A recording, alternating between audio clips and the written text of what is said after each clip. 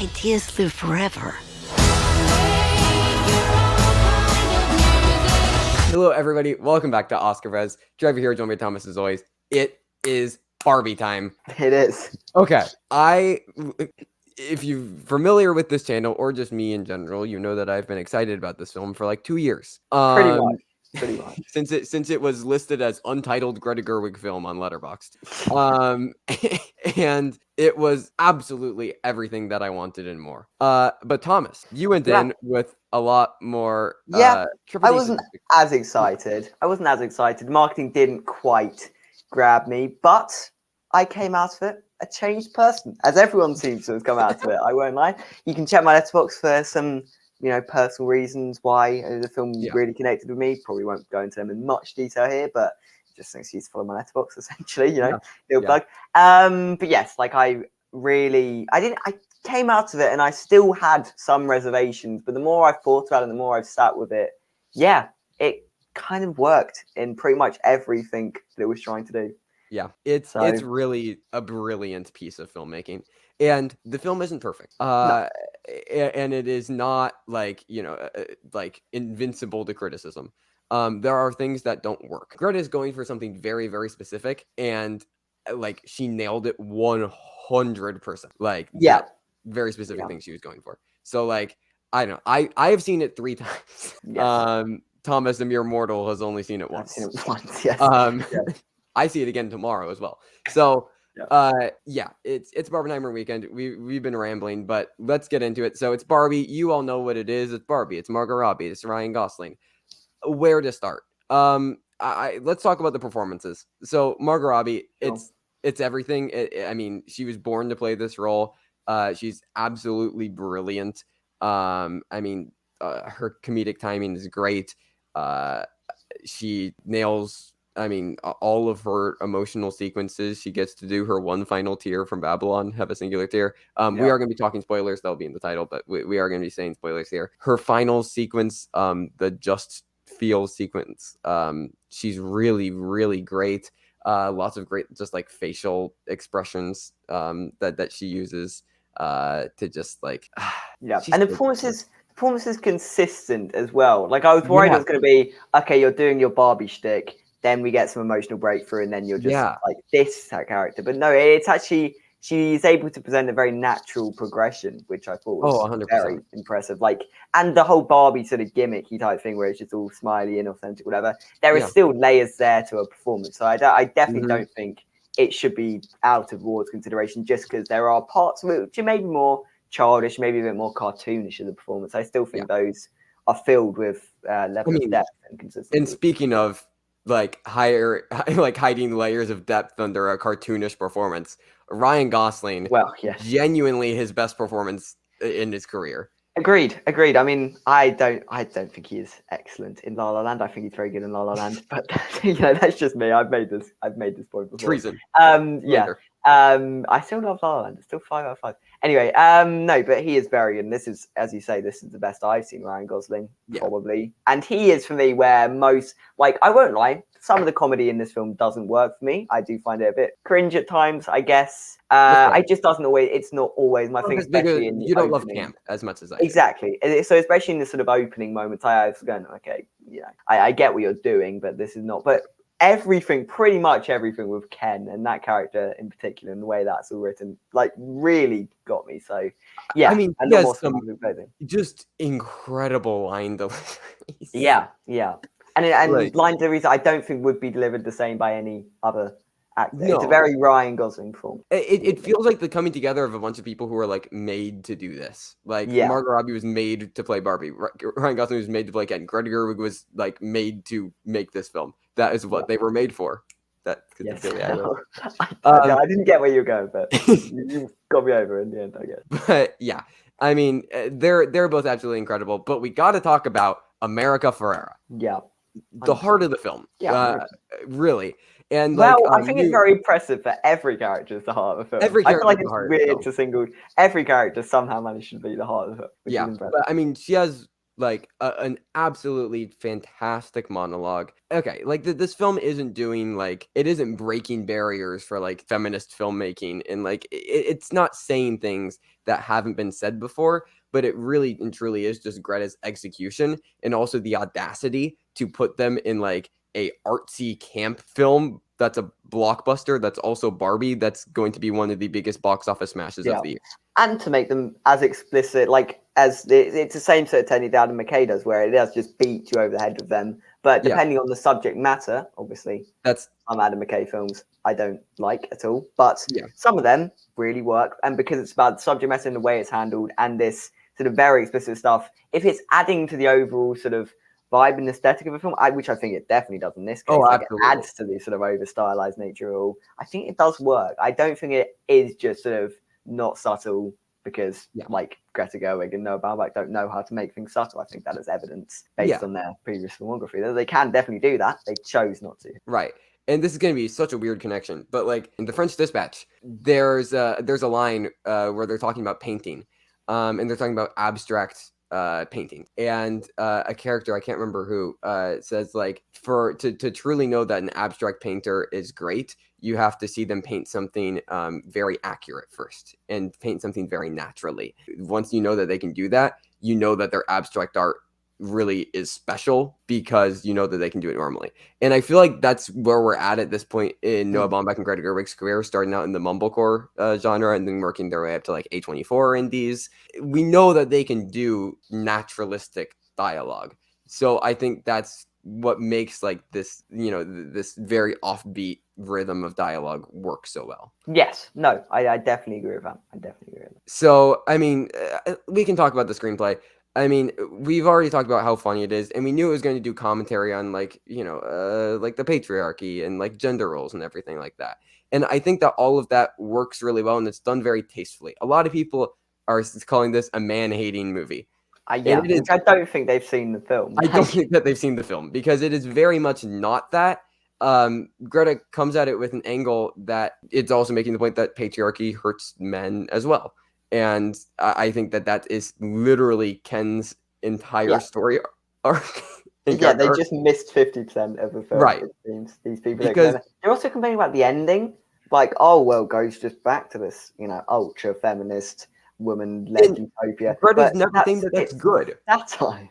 Like, it's so blatant. It's satire on the real world. And is also never says that how Barbie Land is good because it's satire on what she paints as explicitly bad in the real world. Like, she's saying that like no extreme, because feminism is about equality. It isn't about putting anyone. Yes, I mean, the whole like arc of Barbie is learning that she shouldn't sort of crave this sort of perfectionist utopia type thing. Right. She should crave something more real. So like that's the entire arc of both Barbie is of rejecting this, and Ken is of rejecting this as well. So I don't know where this it's about like rejecting this idea, and that is Barbie becoming human at the end of the film is her rejecting this idea and saying, you know, rejecting the idea of like what she's told to be, rejecting the idea of being placed in her box, so to say, and, you know, becoming her own actual genuine person. She's becoming, you know, the person who has the ideas and not just the idea. And just like, I mean, we can talk about the sequence, like the Just Breathe sequence blew me away, like stunned me. Incredible conclusion and wrap up of just thematic storytelling, and just a really brilliant way to pull out like themes from satirical comedy and place them into a very, very emotional sequence. Yes, and also the way they balance that emotion as well. Like again, sort of paralleling what I thought the Margot Robbie performance would be like. I was also a bit scared. Like, well, is this just going to be a camp comedy until it turns into this sort of emotional cry fest or whatever? But no, again, it is sort of creates this natural progression of emotion, whereas you do feel satisfied from all elements of the film. Like the emotion works. I think the comedy is subjective, but I think there like a lot of it does work. Yeah. And then like just everything. This is what I'm saying. Like I prefaced at the beginning, like everything that it's aiming for just seems to work and just comes across. And that's because, as you say, like they were made to make this film. It seems like it transcends just being a social commentary about the patriarchy and like, you know, a manifesto of like, you know, feminist theory. it becomes like this life affirming philosophical statement on what it means to be human and what it means to basically transcend the ideas of Barbies and Kens and transcend the ideas of, you know, what we were created to be. Because, you know, Barbie asks, like, what was I, you know, do I have to ask permission from you to be human? You know, you're the creator. And it's like, you always have the people at the top, whether it be like the CEO or, you know, like you're always created by like your parents or created by the person who invented you in Barbie and Ken's, you know, place. And it's, you know, you don't have to be what is assigned to you and what is, you know, prescribed to you. You don't have to be what is supposedly normal, what is, you know, the structure that you were supposed to fit in. And you can become just yourself. It's the reversal of dialogue at the end of the film, rather than like, you know, it's Barbie versus Barbie's mirror. You know, it's Ken, you know, I am Ken versus Ken is me. It's placing the idea of like, you don't have to be the thing is you, and thus you can be anything, which ties into literally the first, you know, really scene of the film where they're talking about how Barbie, it can be anything. And it's not, you can't just say that and it is true. You actually have to first understand who you are assigned to be, dude. Yeah.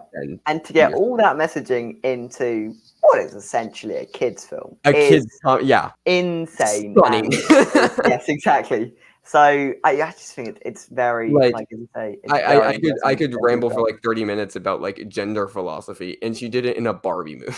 Exactly. Yeah. In a movie that also seems to be, which is another thing that's really impressive about the film. Like, I know this is technically outside of the film, it's not objective criticism about the film itself, but the way it has brought people together, I guess, and not to sound so cringy or ever, but like it did feel special sitting in the cinema, in a packed cinema, in a cinema that I walked up to and there were queues outside. Like, I've never seen that before in my life.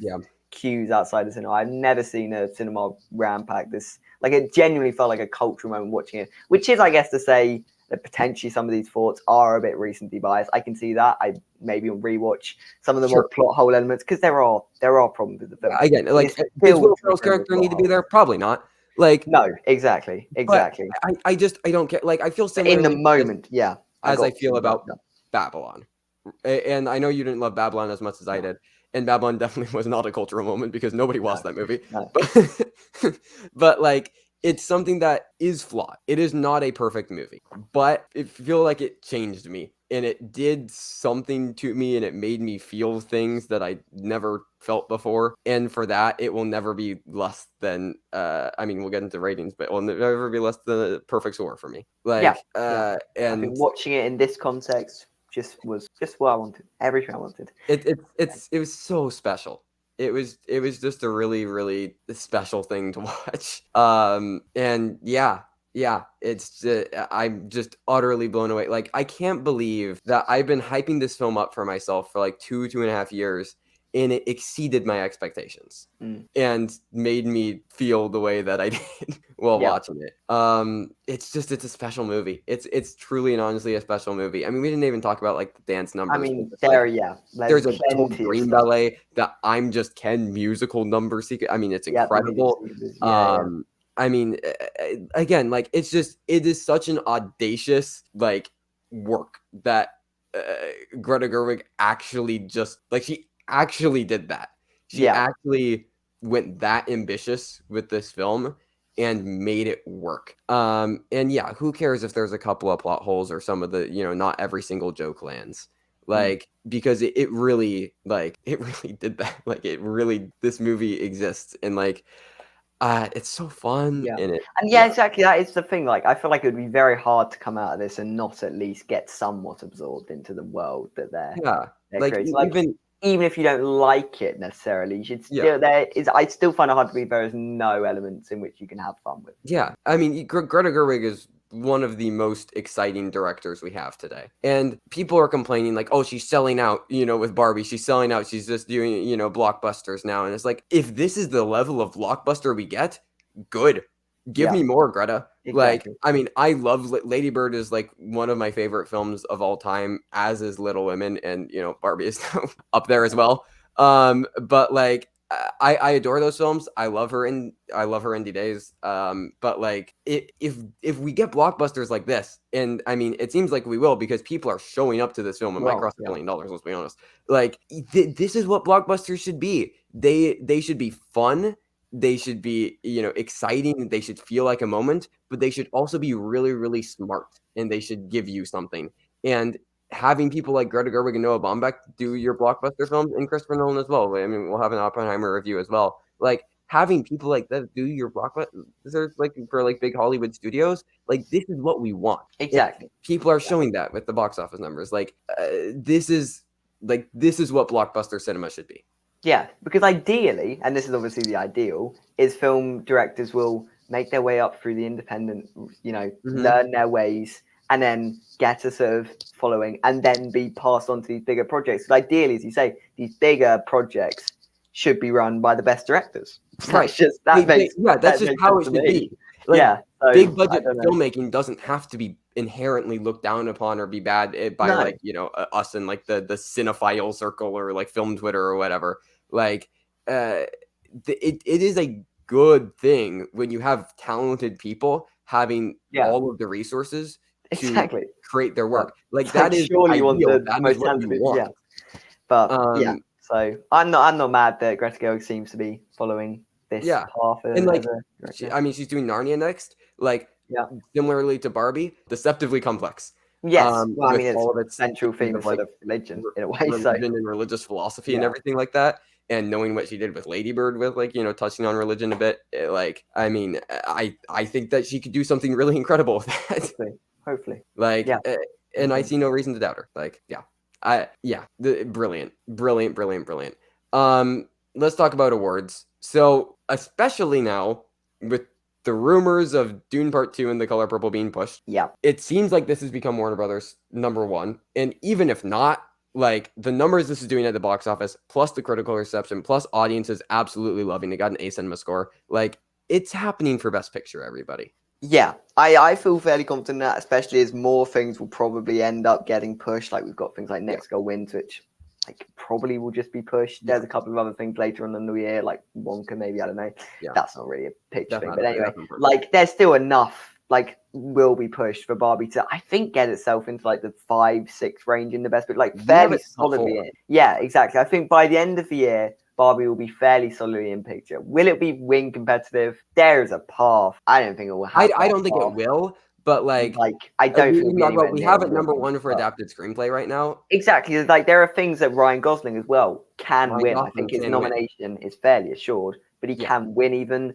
Margot Robbie, we've talked about. I know people don't have confidence in it. I don't see how you watch the film and then ignore Margot Robbie. I don't think that's ever made sense. If this is in Best Picture, how would you not nominate Margot Robbie? I've been saying this for months. She's the face of the film, quite literally. In what she's doing, people are talking about this as the role she was born to play. How do you not give her an Oscar nomination? I don't think she'd be winning for the performance, but like, a nomination seems likely. And she's doing a lot. She has her scenes. 100%.